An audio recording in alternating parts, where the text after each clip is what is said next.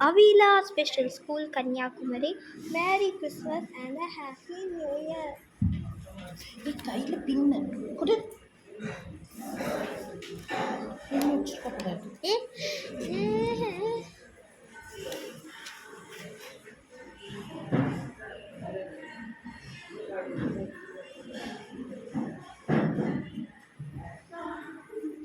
Idar. Idar.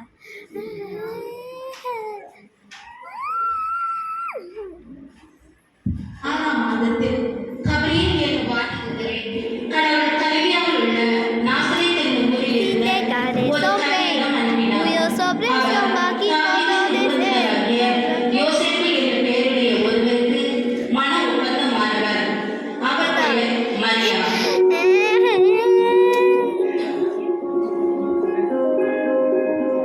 Mary from Angel. அருள்மிகு பெற்றவரே வாழ்க, ஆண்டவர் உம்மோடு இருக்கிறார். இவ்வார்த்தைகளை கேட்டு அவர் கலங்கி இந்த வார்த்தை எத்தகையது என்று எண்ணிக்கொண்டிருந்தார். மரியா, அஞ்ச வேண்டாம், கடவுளின் அருளை கண்டடைந்தீர்கள். இதோ கருவுற்று ஒரு மகனை பெறுவீர்.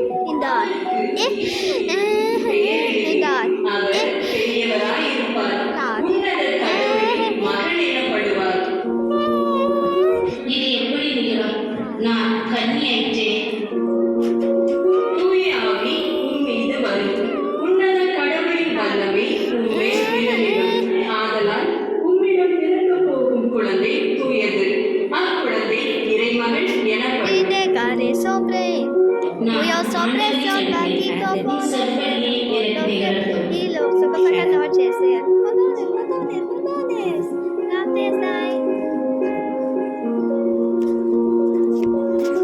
மரியாவுக்கும் யோசேப்புக்கும் திருமண ஒப்பந்தம் செய்யப்பட்டிருந்தது.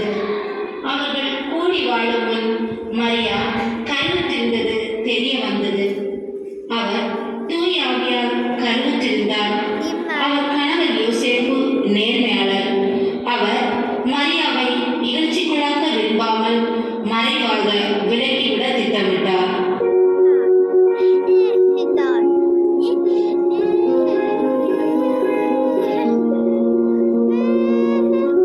யோசேப்பே, தாவீதின் மகனே, உம் மனைவி மரியாவை ஏற்றுக்கொள்ள அஞ்ச வேண்டாம்.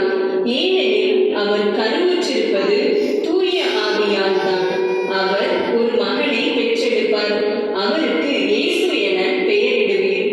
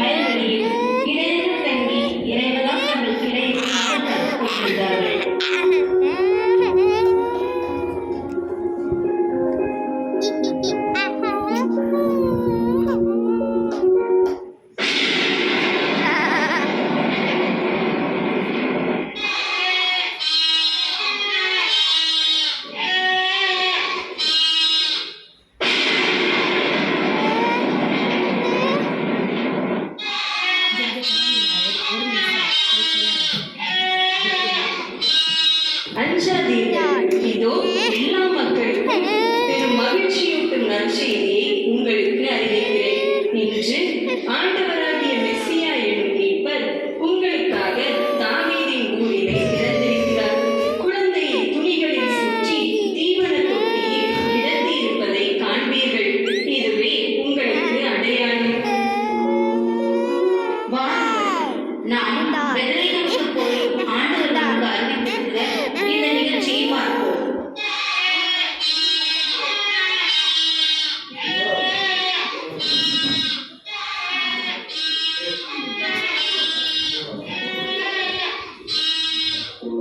இதான் ஏரோது அரசன் காலத்தில் யூதேயாவில் உள்ள பெத்லகேமில் இயேசு பிறந்தார்.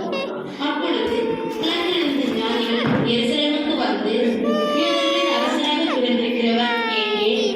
அவரது விண்மீன் எழக் கண்டோம். அவரை வணங்க வந்திருக்கிறோம். இதோ முன்பு இருந்த விண்மீன் சுற்றி குழந்தை இருந்த இடத்திற்கு மேல் வந்து நிற்கும் வரை அவர்களுக்கு முன்னே சென்று கொண்டிருந்தது. அங்கே நின்ற விண்மீனை கண்டதும் அவர்கள் மற்றில்லா பெரும் மகிழ்ச்சி அடைந்தார்கள். வீட்டுக்குள் அவர்கள் போய் குழந்தையை அதன் தாய் மரியா வைத்திருப்பதை கண்டார்கள். நெடுஞ்சான் கிளையை விழுந்து குழந்தையை வணங்கினார்கள். தங்கள் பேழைகளை திறந்து பொன்னும் சாம்பிராணியும் வெள்ளை கோலமும் காணிக்கையாக கொடுத்தார்கள்.